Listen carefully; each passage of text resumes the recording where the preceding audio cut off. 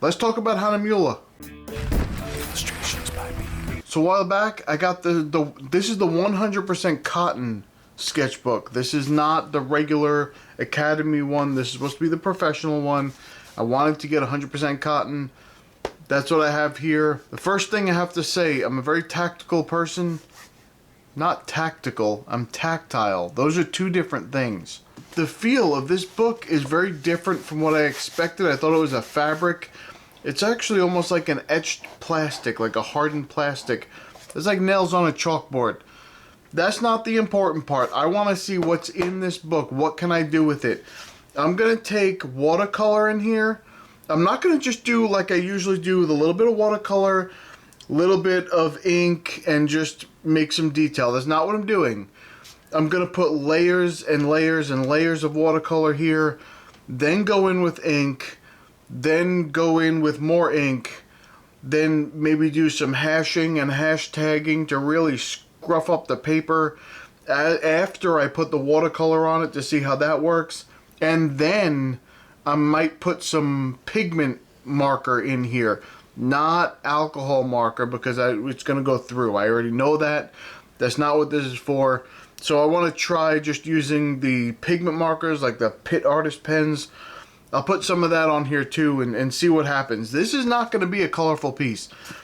I'm not going for color here. What this is going to be is just a piece where I try and abuse the paper as much as possible and see how it holds up. My goal here is to destroy this paper. Alright, let's see if I can do it. Okay, so there are a few things I need to say right away. First of all, the book held up wonderfully to everything I'm about to do to it. That's a spoiler alert. It just took everything wonderful. The texture of the paper, it's kind of like a cold press, but it's not very much like a cold press. It's not very textured. It's slightly textured. So the paint acts like a cold press, but you can use a pen just like it's a hot press. Almost, not quite, but close. The texture of the paper doesn't really destroy. And this is a big test. So I used a micron pen for some of this, and that it was a .01, or it was an 01. And the 01s, they're very flimsy. They do get destroyed on a lot of other papers. On this one, it didn't really seem to have a problem. Everything worked great. And you'll see, when I do those hash marks, I was just flying across the paper with just absolute no regard for the pen at all. And it handled fine, so it didn't destroy the pen. So it's a very interesting texture. And it's not like a hot press where the watercolor slides around. It doesn't do that. It acts like a cold press. It holds the color in place and makes edges like properly, and you can have soft edges, and it's very interesting. It is definitely a pro level book. I do highly recommend it, at least from this one piece. I tried to hurt this book. I really did. You'll see, I started with a light wash and then it went darker and darker and darker. It just kept going. It just handled everything fine. There was no pilling. There was no problems. Everything was wonderful. I don't think you really hear that much come out of my mouth. Usually I find something to complain about, but I really, right now, at least at the start of this book, I have nothing to really complain about. And it kind of, I go crazy about the Etcher sketchbooks too, but this has a very unique niche. That's right, I said niche, not niche. Niche, like something you scratch, a niche. So, but this has a very unique niche that you can use it for either the cold press or hot press. You can use it either way you want, and it works. Where the other books, you're basically going to use them the way that they were made. Now, using it this way does limit it a little bit because it's not going to act like the best hot press you've ever had or the best cold press you've ever had. I like the extra texture, so that's why I like the Etcher sketchbook, because the cold press in there is just so textured. There's so much there, and I love that about it, and that's why I like the cold press paper. But the hot press paper, you like it because it's very smooth, and theirs is very soft and smooth. But this one can go, you can use it for either or. So it'll kind of do if you're in a pinch for either one, and you can kind of use both techniques on the same paper, which I think is a beneficial. So it does limit, it's not going to be 100% exactly what you want if you want that kind of paper. But if you're looking to do a variety of different techniques, this one will far surpass the other one. So I think this is definitely worth a look. And this drawing here, or this painting here, whatever you want to call it, yes, these are taken from roots, but I embellished them heavily. So it's more like an abstract root painting, if that's a thing. So that's what I'm doing here. And I love looking at roots. I get a lot of ideas when I look at roots of trees. I think I've said that in almost every other video where I draw any kind of weird tendrily looking things. I always say that this is inspired by roots, and it is. It's just, there's something about tree roots or plant roots that just lend themselves very well to abstract art and drawing lines and detail and forms and texture that just look interesting. At least to me they do. So I just mowed the lawn for the first time of the season, and let me tell you, my sinuses are going absolutely insane. They're just, this is probably the worst that they've ever been. I can barely breathe. I use a little allergy pill, I know all the natural stuff. I've used all of it. I've used the honey, the pollen, all those things. Actually, nettle is very good because there's a little bit of histamine in there, so it kind of tells your body to stop producing it because you're going to give it some to begin with. So, but nothing works around here, and it's just because I'm not born in this area. So as soon as I moved here, this is what happened. I'm just not used to all the vegetation that's around here, and it kind of plays havoc on my nose. I've never had allergies anywhere else in my entire life. Oh no, that's not true. I did, well, a little bit when I lived in Tennessee. For like the first 6 months that I lived there, I had a little bit of allergies for about 6 months. Then they went away and I was fine. But here, this is just year after year, and I just keep getting them. They're just driving me nuts. But that's not what I wanted to talk about. So I was mowing the lawn. All I see, and I don't know who it is. I'm not blaming anyone in particular right now. But when I find out, you'll see. So I keep finding garbage on my lawn, and it's like blowing across. Today was a potato chip bag and a plastic cup that was crushed and blowing on my lawn. I don't understand this. There's no one that I see has garbage out, and I'm pretty sure it's not just from people walking around through the neighborhood and throwing the stuff out, because most of the people that are walking around are like they're walking their dog or they're walking a child in a stroller or something like that. They're not just going out for a walk. I live in a cul-de-sac. It's a shorter road. It's not a very long road, so they're not going to come down the road just to walk around the cul-de-sac and leave. I don't think it's a bunch of kids. There's kids on the road, but I think they're pretty respectful. I don't know, but there's garbage, and if I find out who it is, I'm going to collect all the garbage and put it in a bag, and I'm going to pour it on their car. No, I won't do that. I'm not really going to do that. I'm going to throw the garbage where it belongs, but it just irritated me. I'm at work, and then I have my little ring go off, and I look at it, and it's a bag of potato chips blowing up to my front door. It's just not, I don't understand, because this is not usually a dirty area at all. I've never had this problem before. At least I haven't had the problem since we moved to the neighborhood. I just never, and we've been in this neighborhood for a while. We rented a house around the corner for a while, never had garbage in the lawn. Then we moved here, have never had garbage in the lawn. Just recently, this year, this spring, garbage all over the place all the time. Not all over the place, but one or two pieces every couple of days. Is still a lot of garbage. I don't understand what's happening. You know, there's a lot of people who own homes in this neighborhood, and then quite a few people owned their homes here at one point. And then all of a sudden, as they were moving out, when the big boom was happening and people get a lot of money for their home, they started selling their houses, which is really dumb unless you plan on going very far away, because now you're getting a lot of money for your house, But now to move into another house in the same area, you're still going to pay that much money to get into that house. So it's not really that big of a benefit unless you're taking money and going someplace very cheap and keeping your larger sum of money from selling your house. Anyway, the point is they were selling their home, and these companies come in, these corporations come in, and they buy up all the homes and they rent them out. So they're all renters. Now, there's nothing against renters. We've been renters for a long time. Here's the thing, though.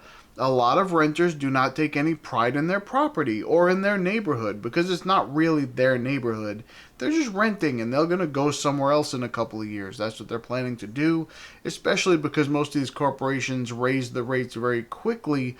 After about a year or two, they start jumping the rates. That's why we bought our home here, because we were renting here for a couple of years, and they started to jump it so much that buying a house was actually cheaper per month than renting from them. So we just ended up, okay, it's now there's time to buy, and we bought this house. But the thing is, we have pride in our property, but we always have. I don't ever like to live in a dump, and I would never destroy the value of someone else's home by turning my home into a piece of garbage.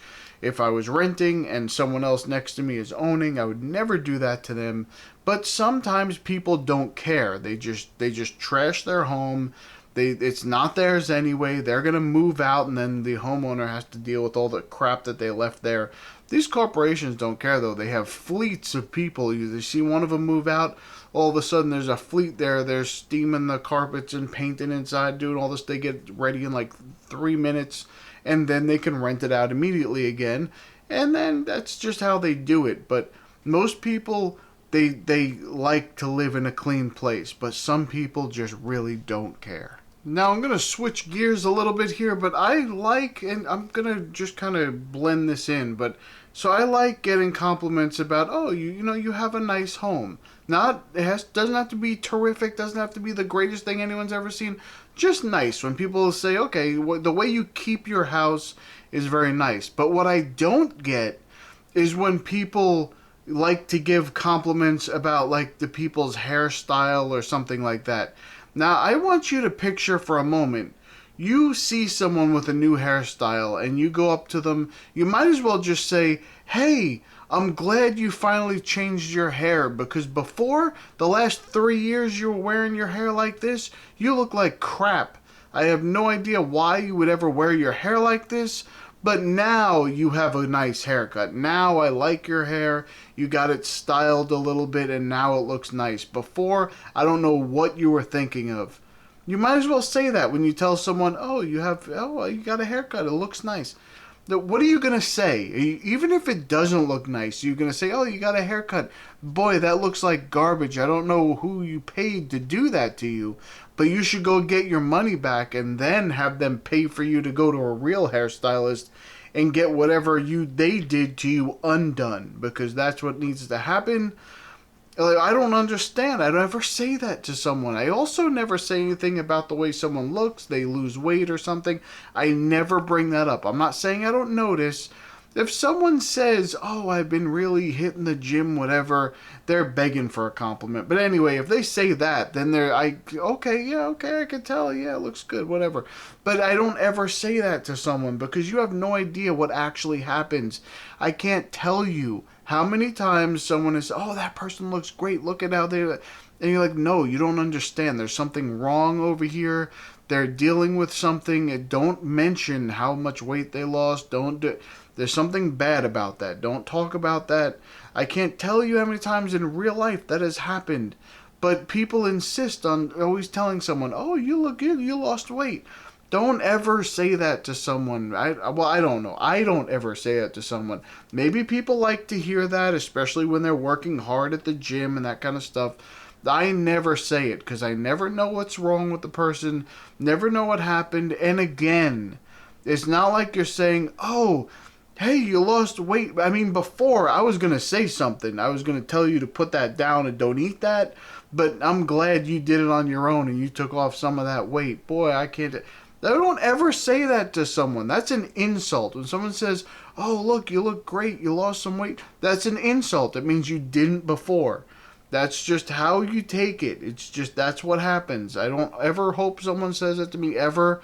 I don't care what I do. I don't care if I lose all of my fat and put on and have a sculpted muscular body. I don't ever want to hear someone say, "Oh, you look good. What are you doing?" I don't ever say that, because that's an insult to me. It means you were paying that much attention before and you thought I looked like crap. So I don't ever say that to someone, and I hope no one ever says that to me.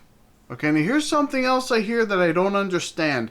Maybe someone can enlighten me on this. This would be wonderful. I would love to get some kind of explanation or information about this. Why is it that it doesn't matter what time of year it is, what month it is, what week it is, it doesn't matter what time of day it is, you always hear about something that's special that only happens once every century. It'll never happen again. You'll never experience it again. And it seems like you do the next year. It seems like it comes back around and they talk about it again.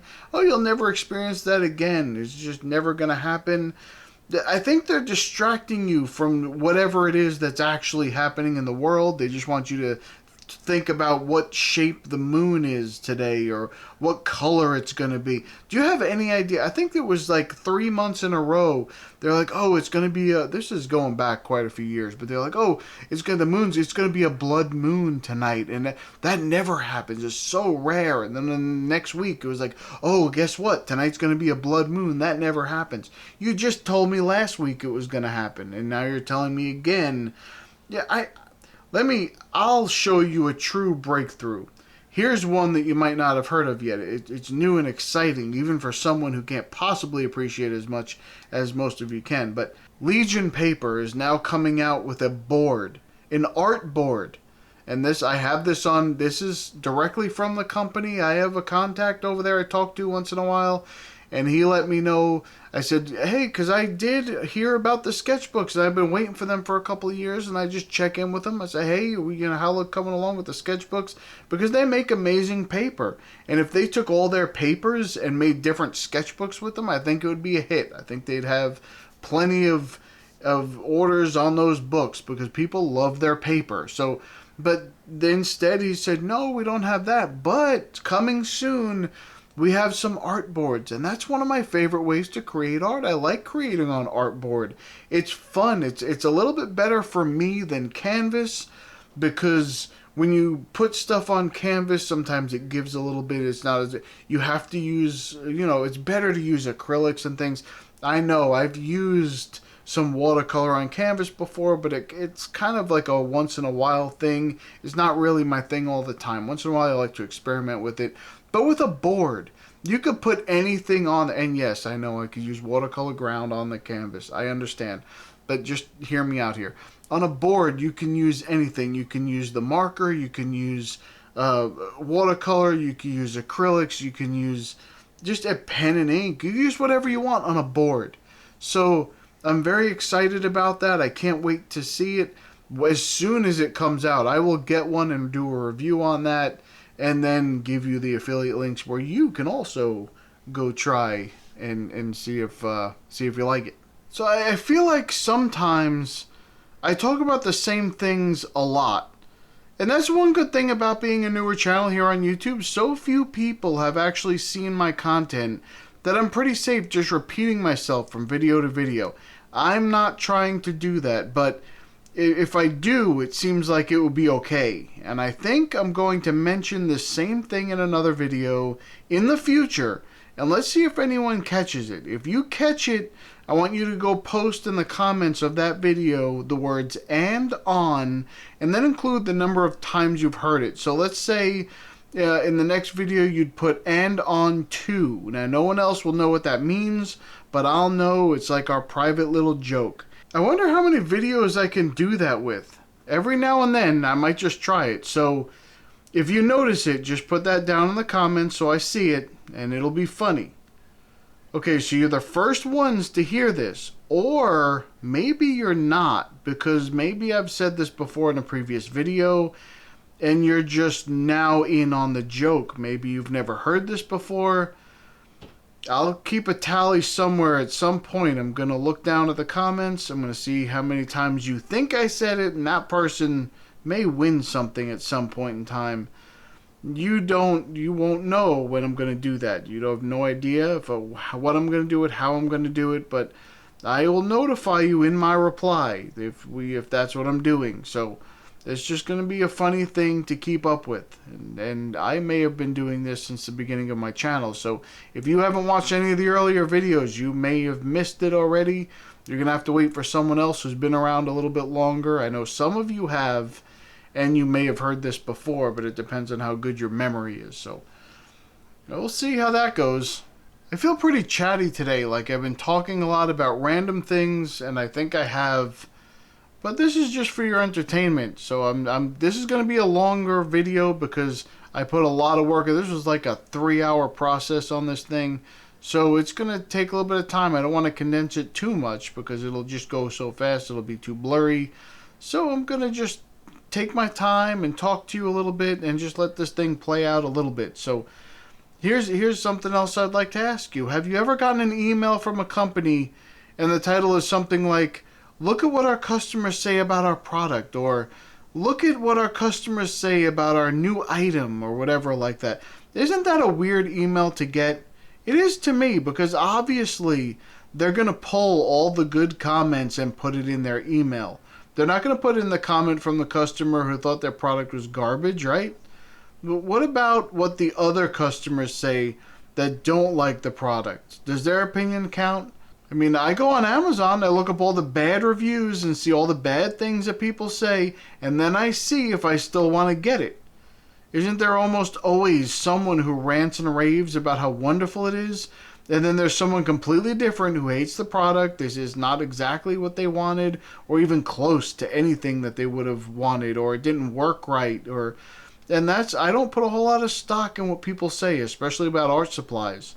Unless they say that they aren't light fast, or they're not pointing out like a major flaw about it, but then I pay attention. But if I just look up things, and I've done this before with where I've actually put on videos and I've talked about the reviews on Amazon and how people they say the dumbest things, like it gets no stars, 1 star only because the package was ripped or something. Like that had nothing to do with the product. How is the product? That's what you're actually supposed to be reviewing. Or it arrived late. That's not a reason to give it 1 star. You gotta let me know, is it a good product? That's what you're supposed to be doing. But there's always people who do that. Just like there's always people who say, that was the best product in the world. And that's the only line in the set. When you see that, that person was paid for that review. When you see someone send us, just say, yep, great product. That's all they say. That's because they were either paid for the review or they were given the product for free so long as they posted a review. And Amazon tries to cut down on that kind of stuff. But those things get through all the time. Alright, so let me know what you thought about all the abuse that I put this paper through. Let me know if you're going to try and get the book, of course, through my affiliate links down below. But let me know if you're even interested in a book like this, if you want to see more reviews, if there's something you would like to see reviewed that I have not reviewed before. Go ahead and tell me.